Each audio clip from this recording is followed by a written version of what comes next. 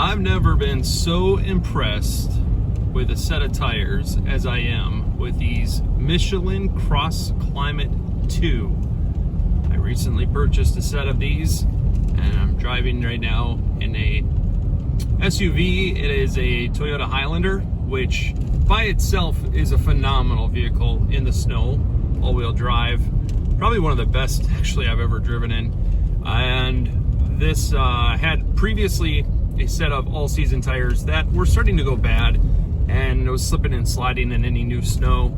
Well, we recently just picked up today 3 to 4 inches. The roads, they were partially plowed. It looks like recently even a plow came through, but as you can see, they're still snow packed, snow covered.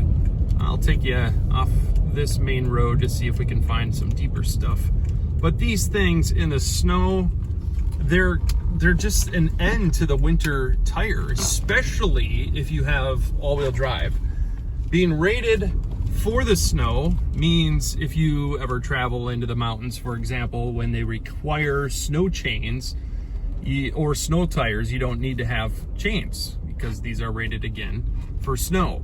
But it just handles everything just as well as my winter tires that I also have on a minivan right now. So I've been through this kind of stuff already today, and the winter tires, you know, you can't really get stuck in winter tires, but I would say, you know, that vehicle obviously doesn't have all-wheel drive, but this one, my goodness, it's just absolutely amazing how flawless and easy all conditions are with these CrossClimate 2s. And the fact that you don't have to switch out winter tires, it's kind of a no-brainer. Prior to the snow, was driving on a little bit more icy conditions, still handled just flawlessly. And they look really cool. So I'll get out and show those real quick. All right, show you what we got going on. So these CrossClimate 2s are, I love the look of them. They're just really kind of aggressive. Check that out, isn't that cool? So these things, you really don't need to worry about tires ever again. And according to Michelin, the treads go all the way down, even past legal limit, down to, I think it's 232s. And they claim that the traction of the tire past basically the life of the tire, since it goes down to 232s, you want to change them out by around 432s, that it's the exact same as when you get them and first put them on. That is just an outrageous claim, and I can't imagine them making it without it being at least somewhat true. But even a slight reduction in performance, these things are just incredible. So if you're on the fence, I think they cost a little bit more, maybe a couple $100 more, depending on where you get them. I got them at a store called Discount Tire that we have. They're a great store to work with.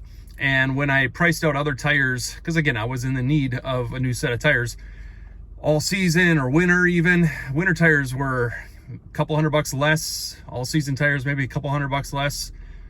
Well, why not get an all season that handles great in the summer and in the winter, and you don't have to change them out. And every time I change out my winter tires, they charge roughly $80-90, I think it is, and that's every year. And so winter tires usually last me about a good 4 or 5 seasons.